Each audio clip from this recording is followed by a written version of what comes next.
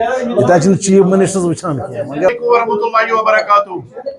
जैसा कि आपको मालूम है कि 74 कॉन्स्टिट्यूशनल अमेंडमेंट के इम्प्लीमेंटेशन के सपोर्ट में आज Kashmir PHE joint employees association जो कि एम्प्लॉय ज्वाइंट एक्शन कमेटी की एक अहम इकाई है, उन्होंने उसकी इम्प्लीमेंटेशन के सपोर्ट में 74 कॉन्स्टिट्यूशनल इम्प्लीमेंटेशन के सपोर्ट में जो प्रोग्राम का ऐलान किया था उस पर कदगन लगाई गई और चीफ इंजीनियर्स ऑफिस की तरफ से ऑर्डर्स इशू किए गए। उस सब पर बात करने के लिए आपके सामने हमारे एम्प्लॉय ज्वाइंट एक्शन कमेटी के कायदी कारवान सदर एम्प्लॉय ज्वाइंट एक्शन कमेटी जनाब वजाहत हुसैन दुरानी साहब एम्प्लॉय ज्वाइंट एक्शन कमेटी का अपना मौका पेश करेंगे। जनाब वजाहत हुसैन दुरानी साहब। बहुत बहुत शुक्रिया।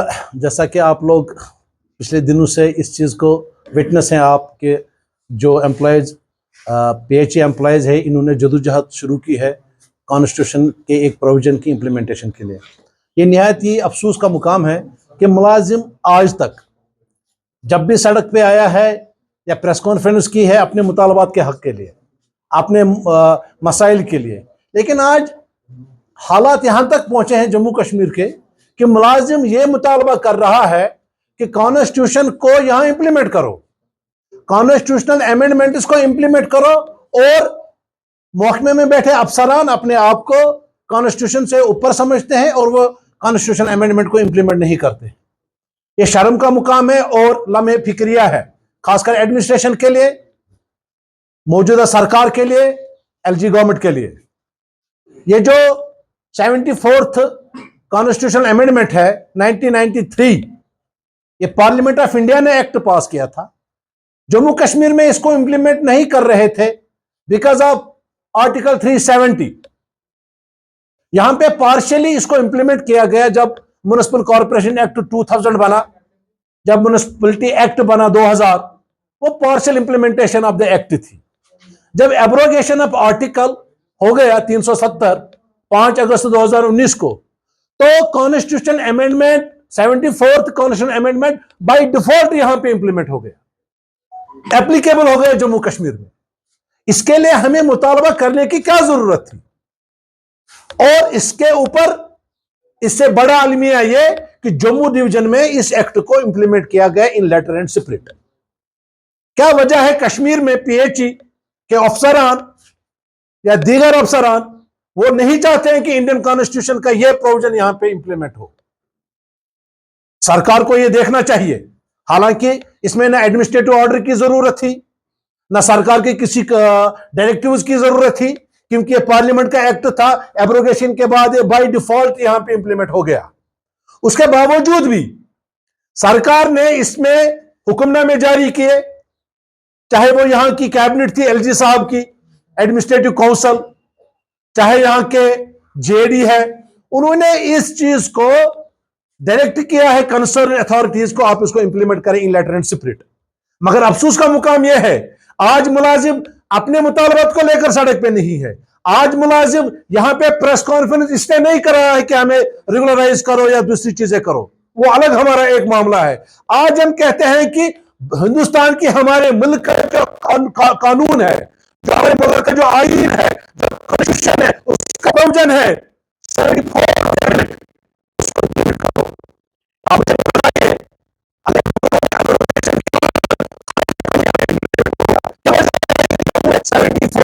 अमेंडमेंट लागू होता है कश्मीर में नहीं होता? सरकार को इसमें गौर नहीं करना चाहिए?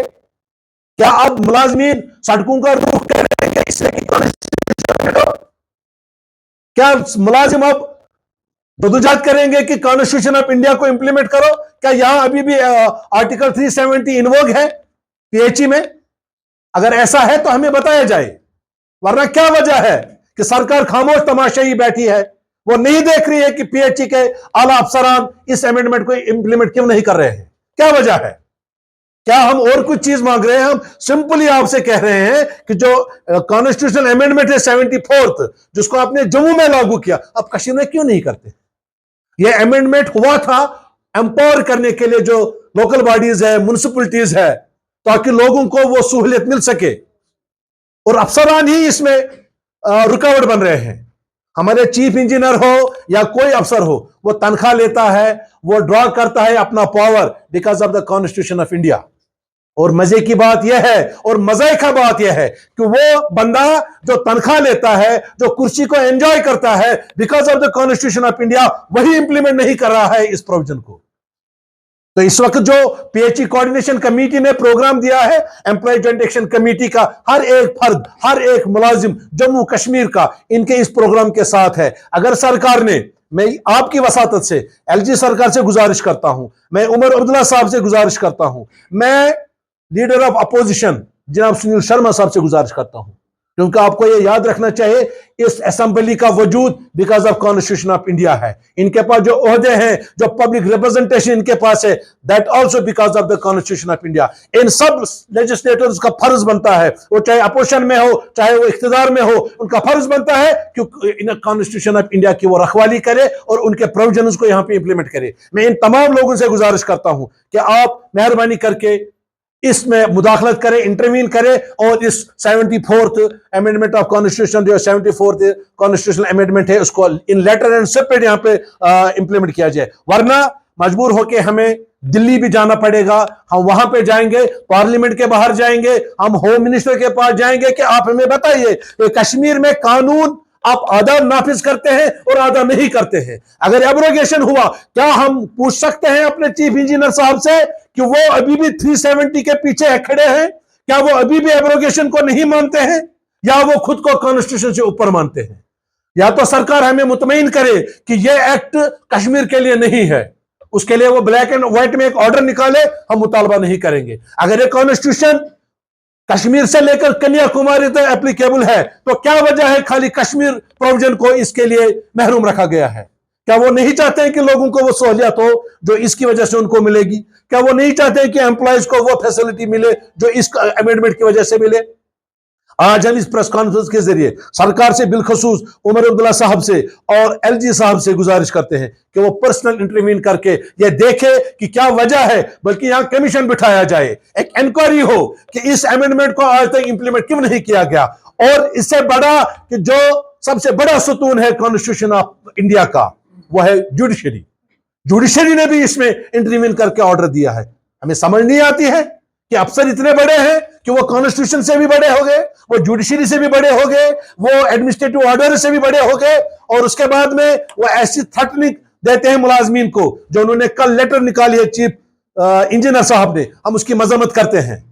क्या वो मुलाजिम को इस मुतालबे से रोक रहे हैं कि वो कहता है कि कॉन्स्टिट्यूशन को इंप्लीमेंट करो? क्या वो मुलाजमीन को पुरअमन एहतजाज से रोकता है क्योंकि वो कहता है कॉन्स्टिट्यूशन ऑफ इंडिया आप यहां पे इंप्लीमेंट नहीं करते हैं?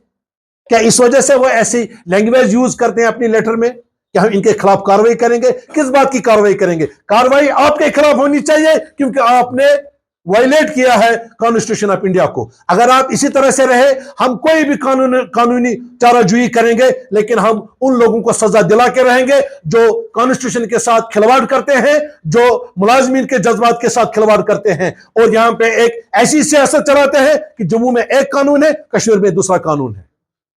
तो मैं आपकी वसातत से सरकार से गुजारिश करूंगा कि ये 74th अमेंडमेंट जो है, इसको इमीडिएटली यहां पे इंप्लीमेंट किया जाए, जैसे आप लोगों ने इसको जम्मू में इंप्लीमेंट किया है।